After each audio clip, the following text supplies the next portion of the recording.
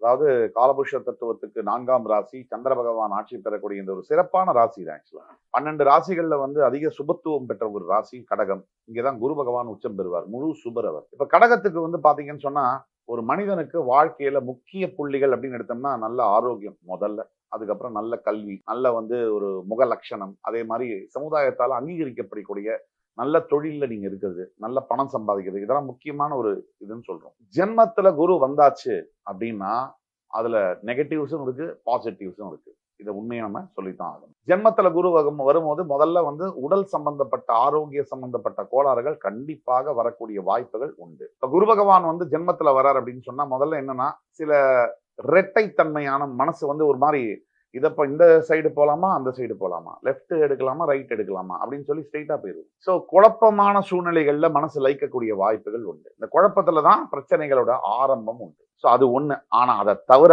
எடுத்து வெளியில வந்துட்டீங்கன்னா, இதை தவிர வந்து இந்த கடகம் அப்படிங்கிறது காலபுருஷ தத்துவத்துக்கு 4ஆம் இடம், மாத்ருஸ்தானம்னு சொல்லுவோம். அப்ப அம்மாவுடைய உடல்நிலையிலையும் கவனம் வந்து கண்டிப்பா தேவை.